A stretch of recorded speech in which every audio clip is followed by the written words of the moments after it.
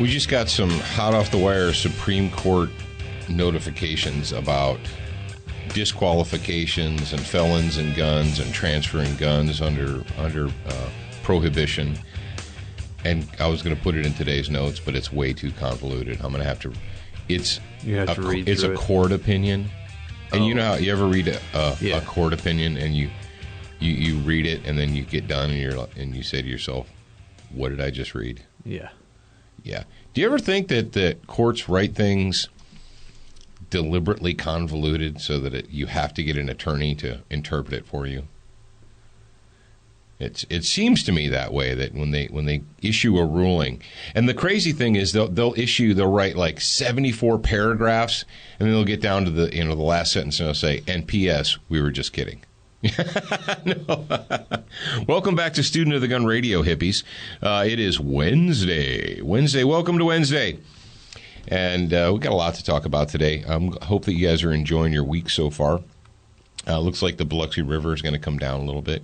You know, it was over flood stage yesterday, Jared. Oh, was it? They actually had Cowan Road, River Road there. I was going to sneak back into the studio. There's two ways to get to the studio. There's the main way, and then there's the back roadway.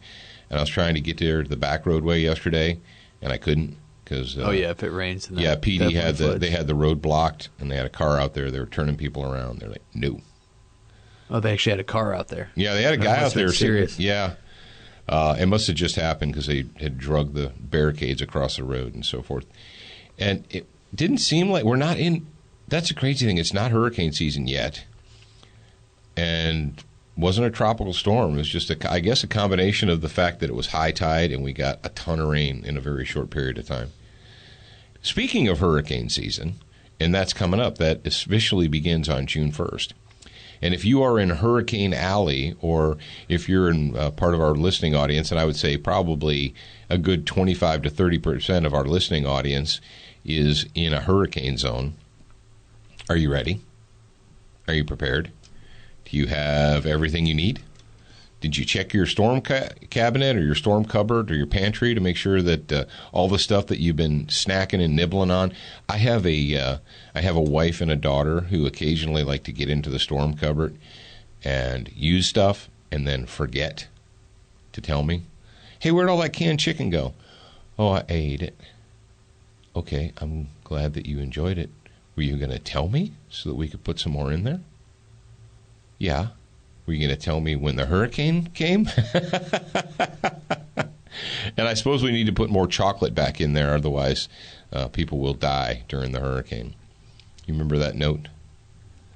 Oh, yeah, that's right. The note about if there isn't chocolate in the storm, in the hurricane cabinet, someone's going to die. That's funny. Mrs. Markle decided to eat some chocolate, and when there wasn't any left in that storm cabinet, she was freaking out. No, she went through the cabinet and she said that she left a note there. She goes, "P.S. If there's no chocolate in the storm cabinet and the apocalypse comes, people are going to die." All right, kids. Well, let's. The dude from Zombieland with the Twinkies. That's Zombieland, Twinkies. First rule of Zombieland: fitness. Is it stretch? Is rule number 1 stretching? I don't. I think that's rule 1: stretch. Something or wear your seatbelt, something like that. I can't remember. It's been a while. Run with scissors and drink your milk. Don't run with scissors, drink milk, wear your seatbelt. All right, folks, are you ready? I'm ready. Jared's ready. You look like you're ready. Did you finally put up that picture, that Glass Case of Emotion picture? Yeah. All right, we are coming to you from the Glass Case of Emotion Studios, which is located at Student of the Gun University in Biloxi, Mississippi. Thank you very much to our friends at Crossbreed Holsters. If you need to carry a gun, you need a Crossbreed. Check them out at crossbreedholsters.com.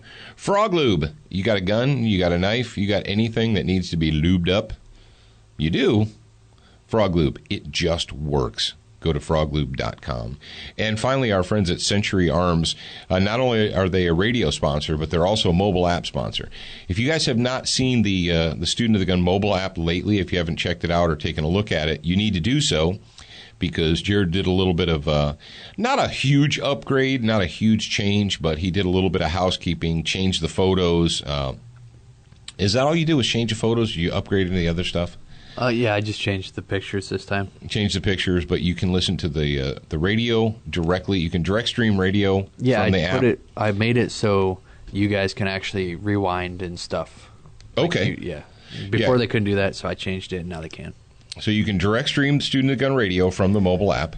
You can read the articles. All the blog articles go directly to the mobile app. There's videos. There's the TV videos are archived on the mobile app. You can view the Instagram photos on the mobile app. Twitter updates and news updates are there. Yes? I believe so. You can you can access the Student of the Gun shop. You can do all kinds of stuff from the mobile app. And how much does it cost, you? It's absolutely free. Well, For you guys. How can that be? Why is it free to them?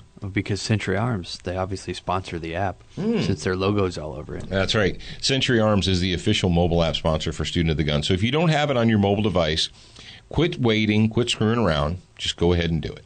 You know you want to. It's not going to cost you anything.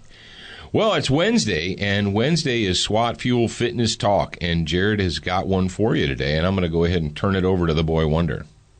Cute body make a man mad woman. Physically fit, physically fit, physically fit woman. Physically fit, physically fit woman. Nice, trick, fantastic. Mix your body out into the big Titanic woman. And nice, sweet, energetic. Mix your body out into the big Titanic woman. Nice, trick, fantastic. Mix your body out into the. Are you a self-starter? If not, you should be. So I've got a question for you.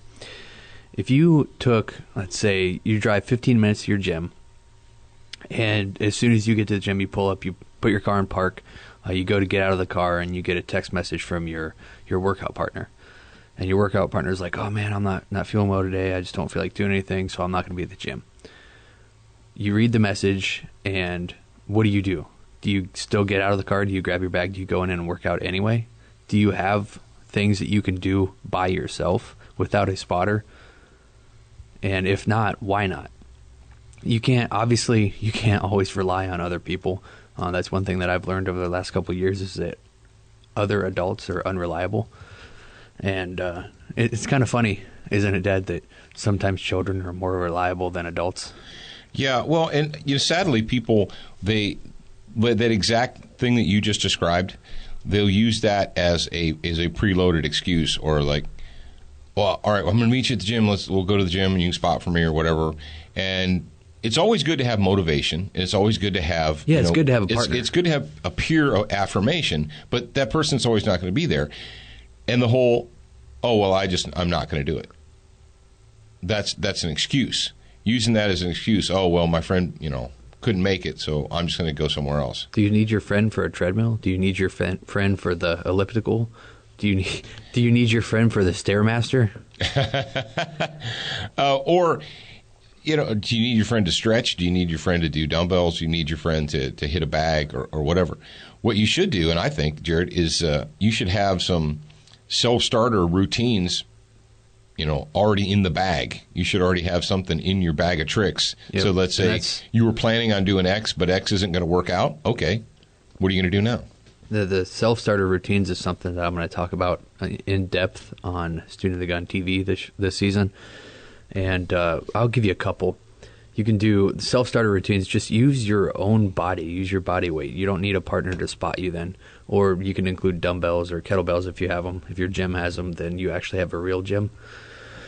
So if you're going to do a self-starter routine, I would start with Hindu squats, Hindu push-ups, or if you don't know what those are, you can Google them because I can't explain them over the microphone. They're painful. Yeah, they're not. I mean, the next day they might be. You know what I did the other day? What? I did neck bridges, front and rear. Yeah, and that was going to be the next one. Neck bridges, they make your entire body strong. Really, if you do a neck bridge correctly, it works your whole body. That's why wrestlers do them. Yeah, collegiate wrestlers neck bridge like monsters, and that's why they are monsters. When it helps them get off their back too. Yeah, that's something that I started neck bridging in here, and I realized that now I don't stay on my back as long as I used to, just because I have that the flexibility and the power from that position. But anyway, so neck bridges, Hindu squats. You do neck bridges. You can do forward and rear. And like I said, Google these. I wish I had a good source to give them for people that I know that are teaching it the correct way, but I don't. But I'm going to be that source here soon. Yeah, I was going to say you need to. Well, it's like Dan said with the SWAT fuel. He said everyone's like, "Oh, you're so smart. You're telling us what should be in a supplement, but there's not one out there. Why don't you make it, smarty guy?" Yeah. And so finally, I said, "Okay, I will." And so that necessity is the mother of invention, is it not, kids? Mm-hmm. It is. How many inventions have been created because someone said, "Man, I wish I had a blank," and nobody makes those. Well, make one, hippie. See, the problem that I run into with the whole fitness thing is that there's so many. It's the same thing as you with guns. There's so many people out there that really don't know what they're talking about, but they have a lot of advertising money and a website, and somehow they drive traffic there. They figured out how to use WordPress. Yeah. So they make... they must be geniuses. Yeah. And they make all these videos that don't actually work, but they look cool. And so people follow those. See, the workouts... Isn't that what's more important, looking cool? Yeah, that's and that's going to be the problem with... My workouts are actually going to make you sweat and it's going to be hard to do. It's not just going to look cool. It's not going to be easy to do. It's going to actually work. It's going to be functional. I guess functional fitness. That's what I could call it. I got a question. Do you have to scream and throw up while you're doing it? Oh, no, it's not a cult. It's not it's not a cult. It's a way of life. Yeah. No, you said cult twice. Oh, that's funny. And what's hilarious to me about that whole CrossFit thing is, we just used to call that exercise. We called it circuit training. Yeah. But we didn't scream and throw up. Well, we probably screamed a little bit. I mean, we were Marines. But kids, too funny. Look up college humor CrossFit. You want to. It's hilarious. Are we all done? Is that all I have to say about that? Yeah, be a self-starter. Self-starter. Have a workout routine that you can do by yourself. Really, you can get an entire body workout, an entire workout routine done in 20 to 25 minutes by yourself. Yeah, you just got to do 20 minutes out of your day. Well, not even speaking of, totally different subject. I was in I've had this one in the can, this subject in the can for a couple of days now. Last weekend, I came into the shop on Saturday, and Saturday's usually a pretty slow day for us. It's kind of a down day, and as far as social media goes, Saturday is a really super low numbers, low hits, whatever. If you're a web guy or you need to work on articles, most of you guys know that if you're going to do web design or web work, you do it late at night or you do it on the weekend because there's just less traffic, right? Well, I came across somebody, I don't know if someone sent it to me. Quite frankly, I don't remember how I got it. But it was a story from Bardstown, PD. And I'm going to go ahead and share it with you real quick here. And this comes to us from WDRB.com. And the title is Bardstown Police Replacing Guns After Dangerous Defects Found. And you're like, ooh, I'm intrigued. What dangerous defects are these? Now, Bardstown is a city in Kentucky. Dateline, Bardstown, Kentucky. Dangerous defects were found on the guns that Bardstown police officers carry with them on a daily basis. Hairline fractures appeared in 12 guns, which were immediately taken out of commission. That's nearly half of the weapons of the 27-man department. And Captain Tom Roby says it's a serious concern. At one point, the gun could actually fall apart. Well, it won't fall apart, it'll rupture, but whatever, said Captain Roby. The issue was discovered on the Glock Model 23s during recent training practices. These guns were purchased back in 2000. Okay. It's a hairline crack, Roby said, but with a little pressure, you could spread it open. The .40 caliber is a high-pressure handgun. All right, cool. So this is what happened.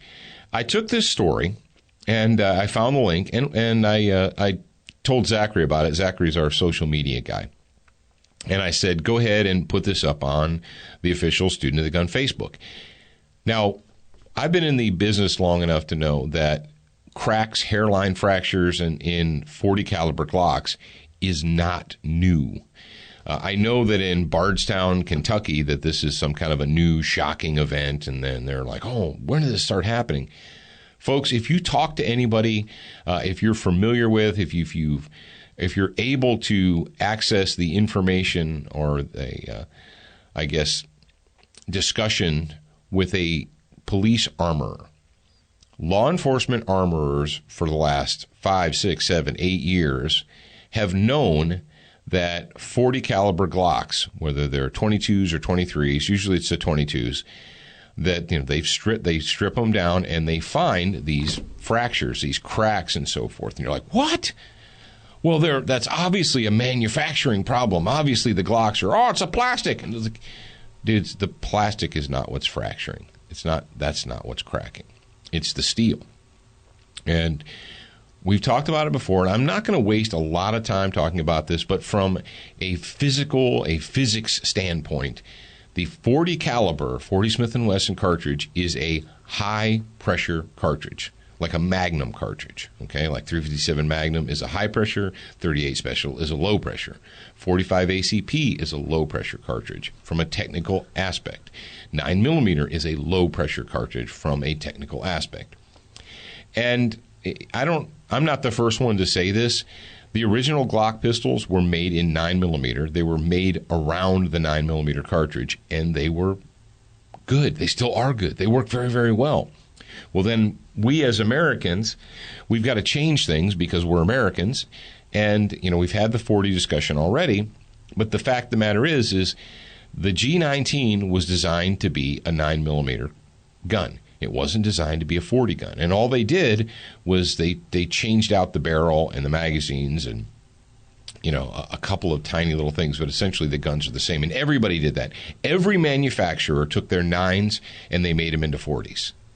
And a lot of them realized that was a really bad idea. And they like Kel-Tec, they made the P11, which is a 9mm. They made it a P40, and it was a disaster. And they stopped making them. They're like, bad idea, not going to do that anymore.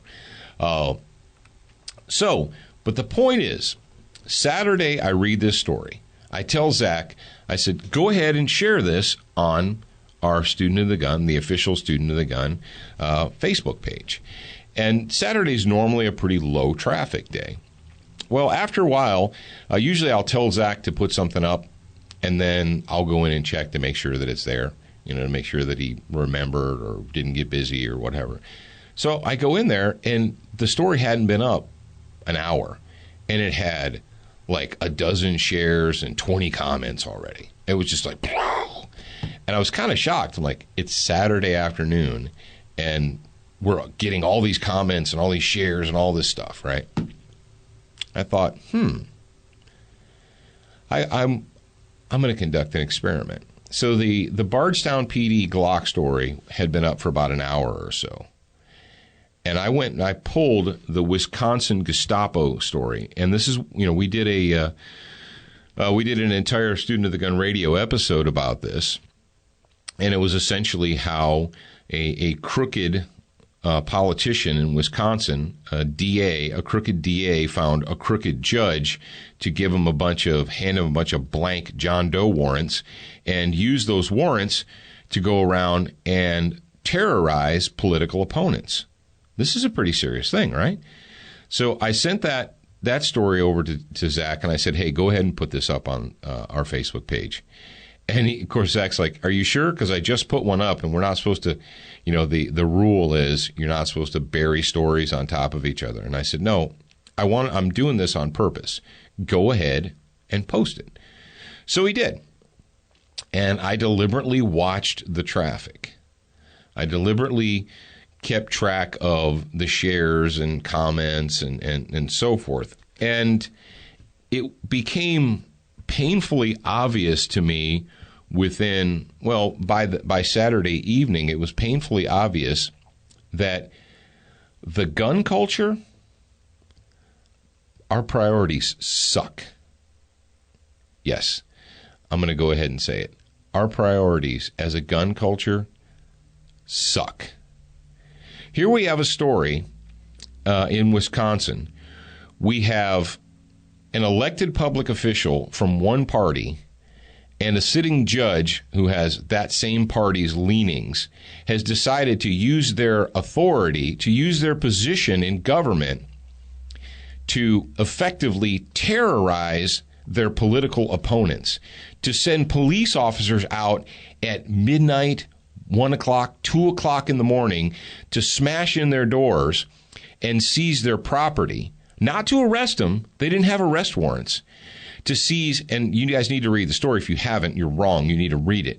To seize computers, cell phones, laptops, tablets, and so forth. Seize and confiscate their property, and then tell them that they're under a judicial order to not speak about this.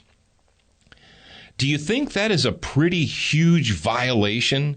Do you think that's some serious tyranny? Yeah, it is.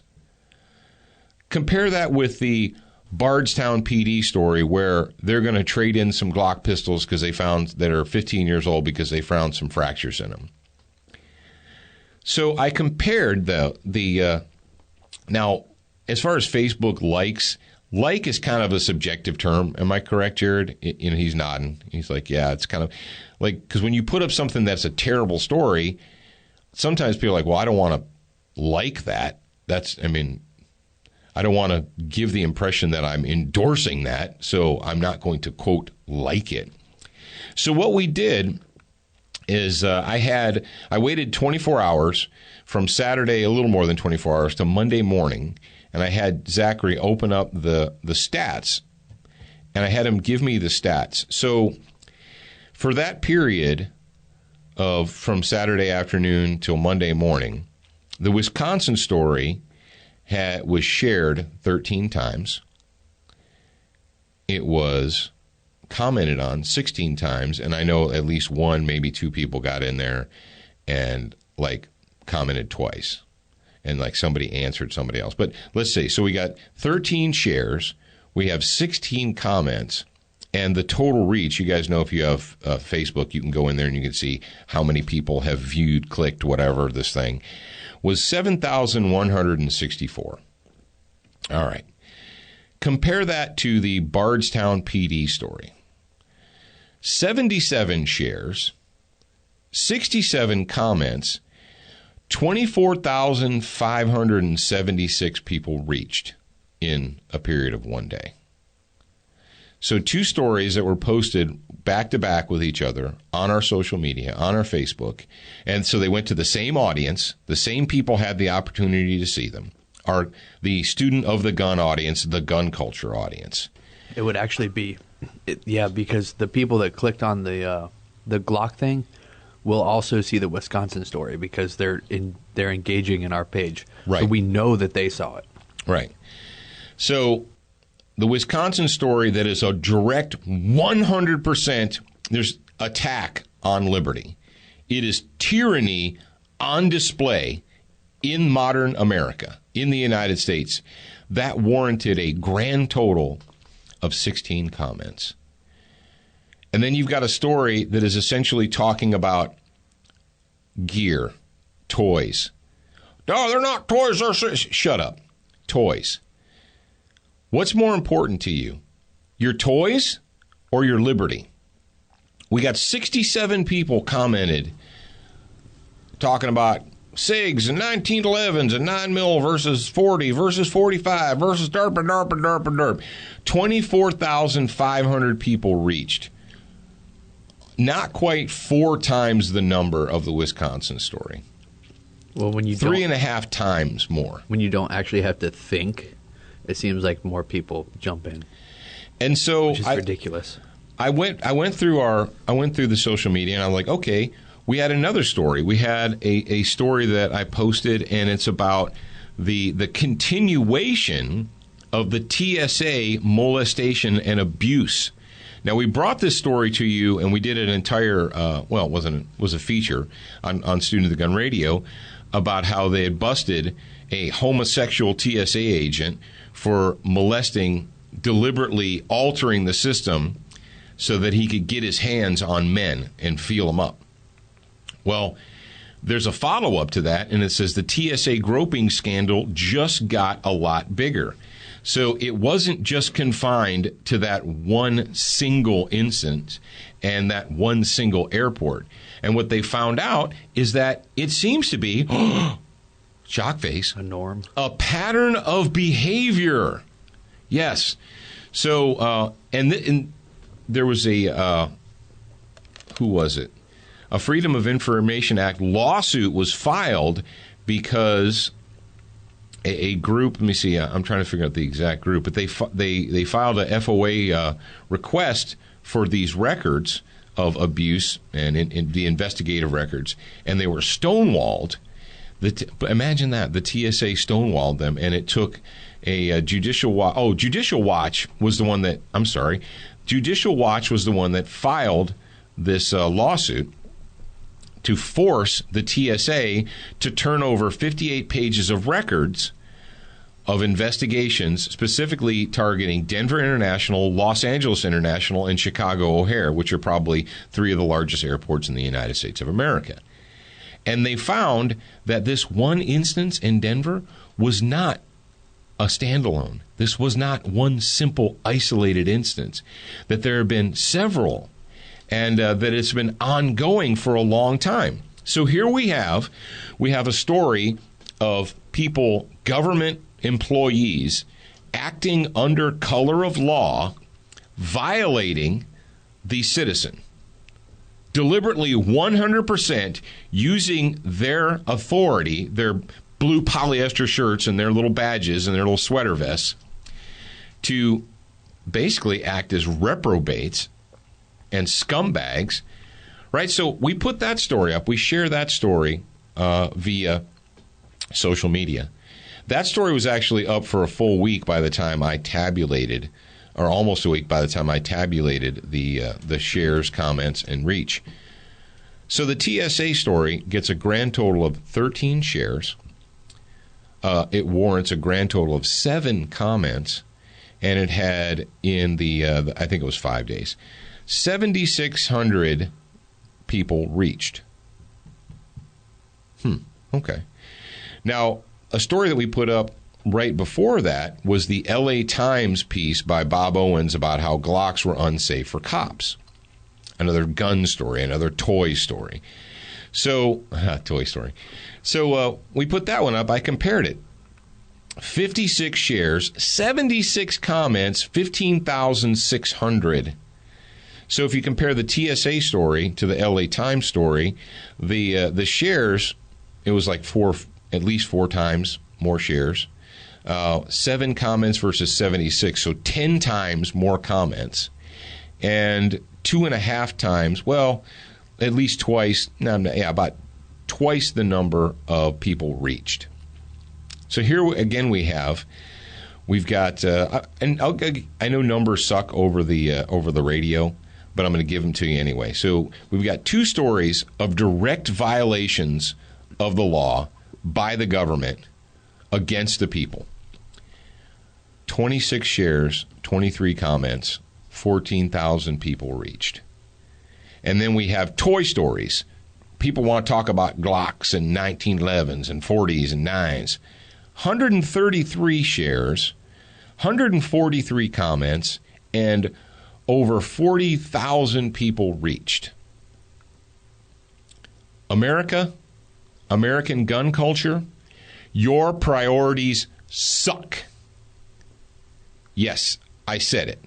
Your priorities suck. How do we expect as a nation to preserve the greatest republic, the greatest nation in the history of the world, if all you want to talk about is toys? Think about it. And I tell you what, if you were one of the many that jumped right in with both feet on the Glock stories or the gun-related stories and didn't even pass on or share the Wisconsin Gestapo tactics or the TSA molesting tactics, you're part of the problem. Oh, Paul, you cannot say that. You make your audience feel bad, and then they'll go listen to someone else. Good, go listen to someone else. I don't need any more summer soldiers. Don't need them.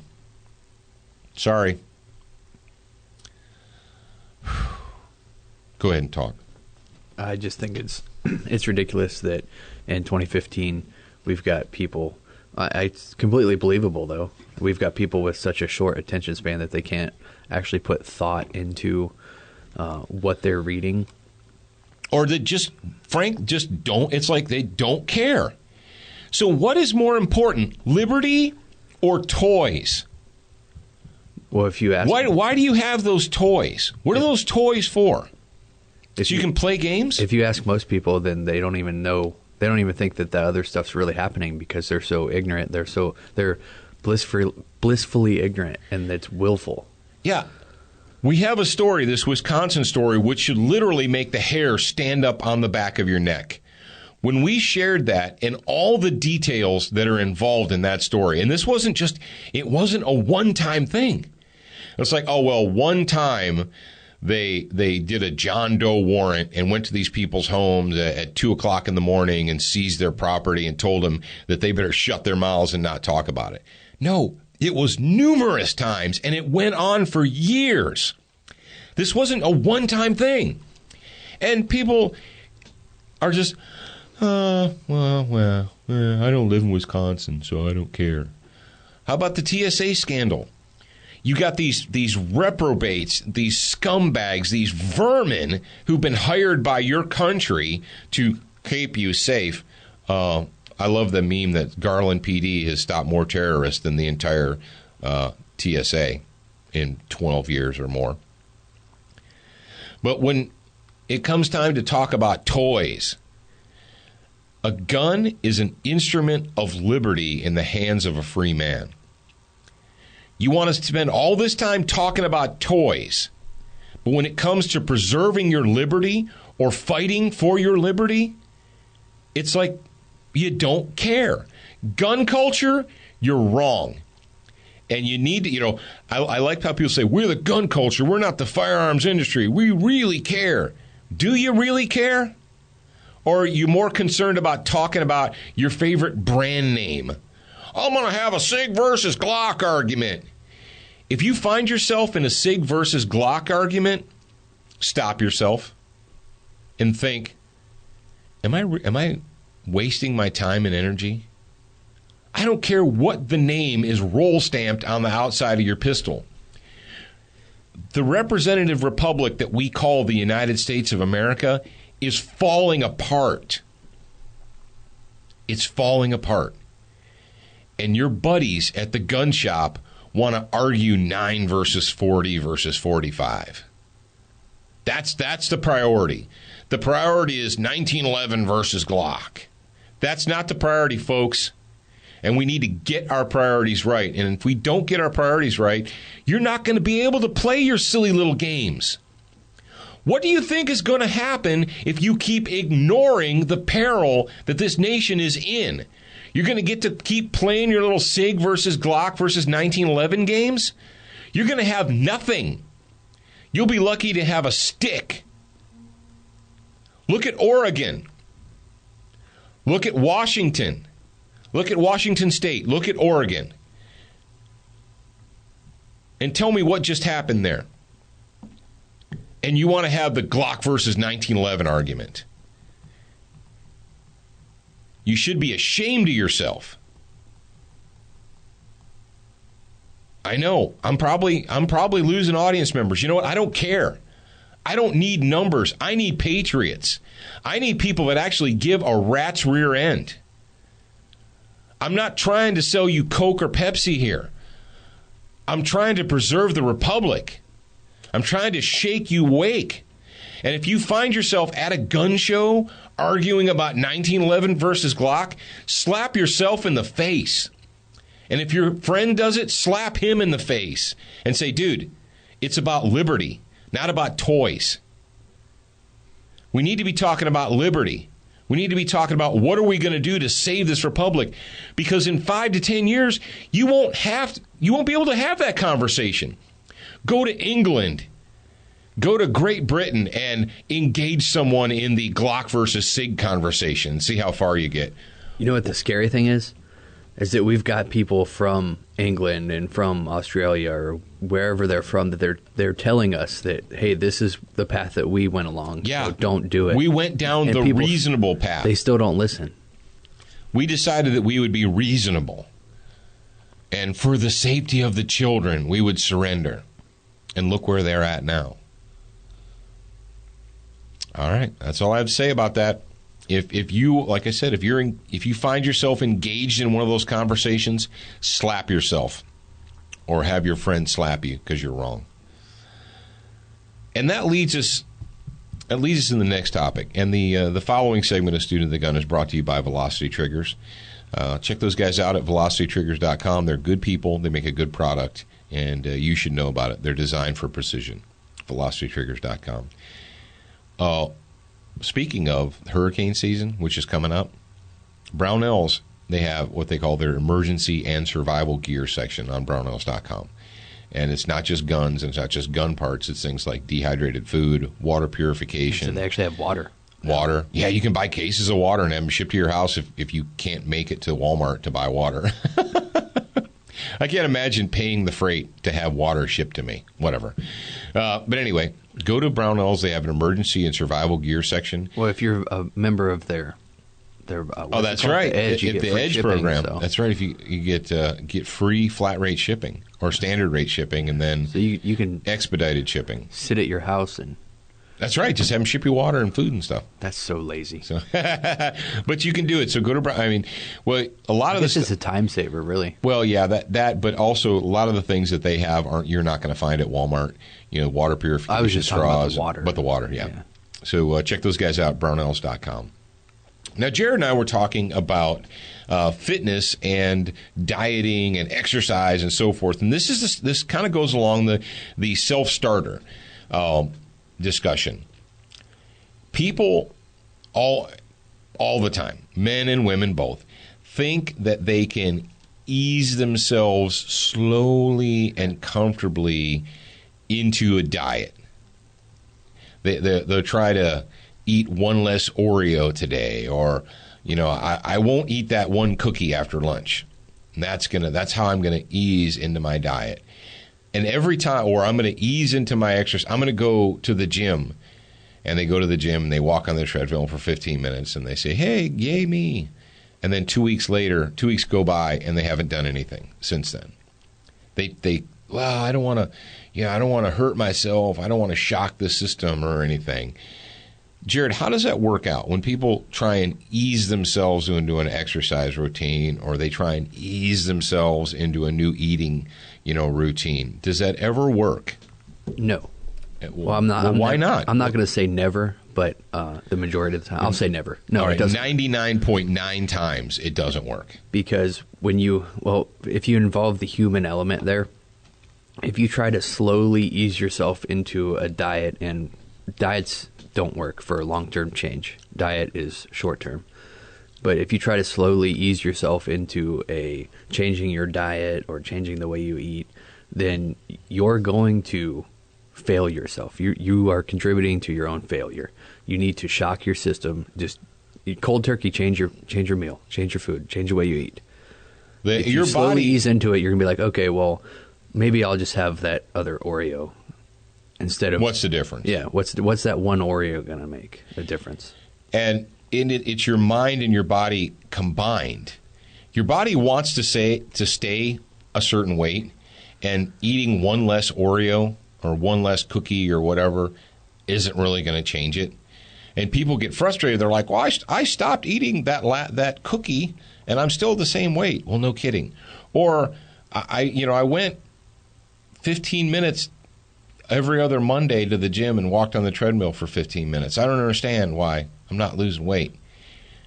Your body and your mind, they get comfortable, they get into a routine, and even if if you're intellectually honest with yourself and you say, I know this routine is not good for me, I know that I shouldn't be doing this, but you find yourself doing it over and over again, whether it's eating habits, whether it's physical habits, what have you. It's like I know I should go to the gym and I want to, but it's inconvenient. Oh, my or partner it's said, gonna, "I don't wanna go my today." buddy didn't show up today, so I'm just not going to go.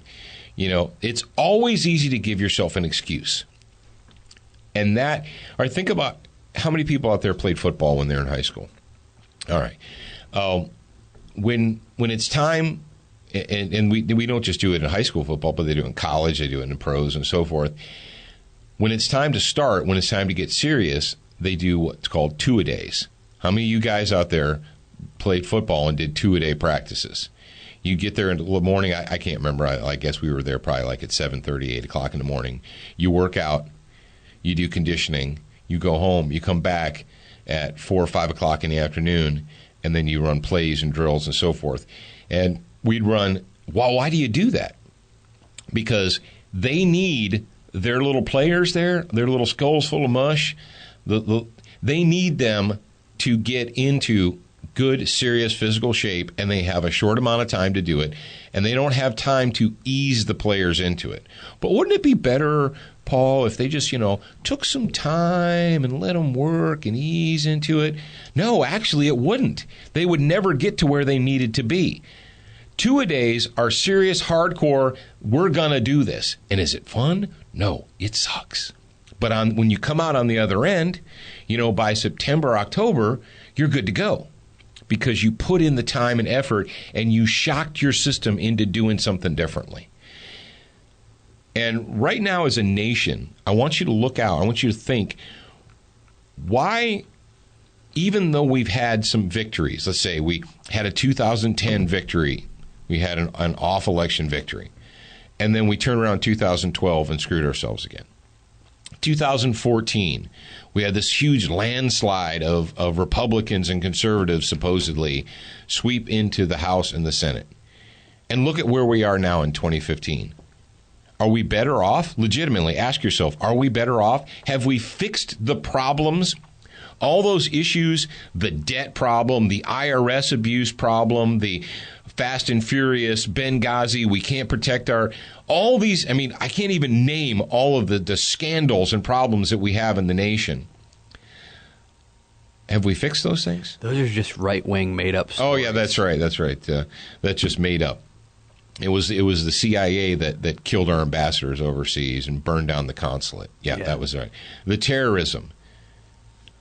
Why do we still have Muslim terrorists in the United States of America? 12 years into, 13 years, 14 years into the global war on terror, and we still have a Homeland Security Department that's telling us, well, you got to watch out. You got to be careful. You got to not. Are you kidding me? 14 years into this, and we still haven't fixed the problem yet? And why is that, folks? Because we think, just like the people that want to ease themselves into the fitness program and they want to ease themselves into their diet and they want to, not shock the system, that's exactly what we think we can do.